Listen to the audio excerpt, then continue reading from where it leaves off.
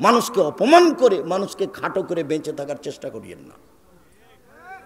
ওটা মাথাতে আনবেন না। মামলা কারো বিরুদ্ধে করে, কারো প্রতিবাদ করে, কাউকে অপমান করে, কাউকে খাটো করে বেঁচে থাকার চেষ্টা করবেন না। আপনি অবাক হবেন, যারা নেট দেখে তারা বলে একজন আর একজনকে একবারে ধুয়ে ছেড়ে দিচ্ছে। কেমন আলেম মানুষ, কিভাবে মুখে আসতে পারে এটা? আমি আসলে সেই কথাটা খুব নিরুপায় হয়ে বলেছিলাম। কি বলেছিলাম? যখন তখন বলে আসেন বাহাসে বসেন না, আসেন বাহাসে বসেন না, অত বলেন বাহাসে বসেন না কেন? তখন আমি নিরুপায় হয়েই বলেছিলাম আপনাকে তো আমি মানুষই মনে করি না, তো বসবো কি? এই একটা আমার বাক্য আছে, আমি তো আপনাকে মানুষই মনে করিনি, তো আমি বসবো কি? আপনি যে মুখখানে দিন রাত আর একজন আলেমের গালি দিচ্ছেন, আমি আপনাকে কেমনে আলেম মানুষ মনে করি? আমি কেমনে বসতে পারি? আপনি আমাকে ধুয়ে ছেড়ে দিলে তো আপনার নামটা আমি নিব না। দেখেন আপনি কিভাবে আলেম ওলামা একজন আর একজনকে ধুয়ে ছেড়ে দিচ্ছে।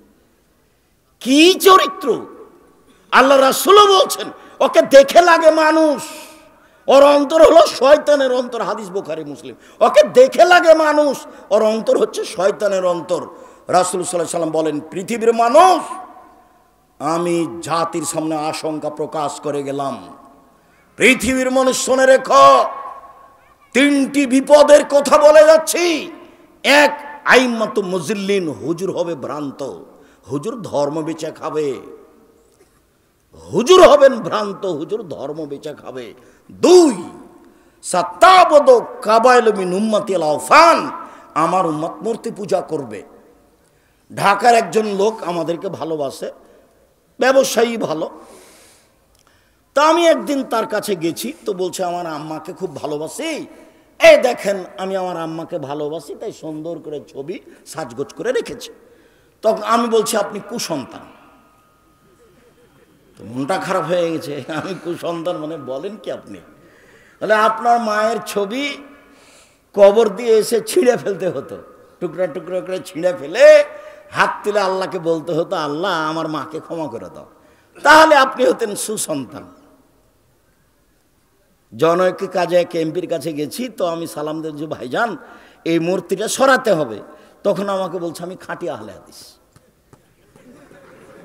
আমি মূর্তি পাশে থেকে মানুষ খাঁটি আহলে হাদিস কিভাবে, কেমনে হয়? তা আমি বলছি ভাইজান আসলে আমি অত বলতে চাচ্ছি না, যদি আপনি সরান তাহলে বসবো, যদি না সরান তো আমি গেলাম। আচ্ছা ঠিক আছে ঠিক আছে ঠিক আছে, সরাচ্ছি। সম্মানিত দিনী ভাই বোন, আমি আসলে মূলত আপনার সামনে আফসোস প্রকাশ করলাম, যা আলেম ওলামাদের ঘটছে ঘটবে।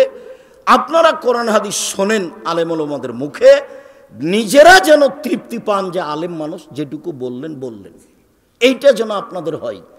আপনারা যেন খুব ভালো লাগছে তাই ঘন্টার ঘন্টা বসে আছি, দুই চোখের পানি ঝরছে, এমনটা যেন না হয়। যারা কোরআন এবং সহিহ হাদিস বলবে, সে যেই হোক না কেন, ছোট থেকে ছোট, বড় থেকে বড়, তাকেই সম্মান করে তাকে মূল্যায়ন করার চেষ্টা করবেন। যে কোরআন হাদিস বুঝে, আল্লাহ তাআলা বলছেন তোমরা জানা মানুষের নিকটে জানো প্রমাণ সহকারে, এটা আল্লাহর আদেশ।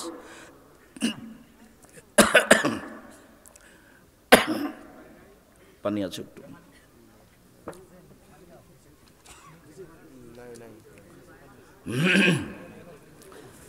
আল্লাহ বলছেন তোমরা জানা মানুষের নিকটে জানো প্রমাণ সহকারে।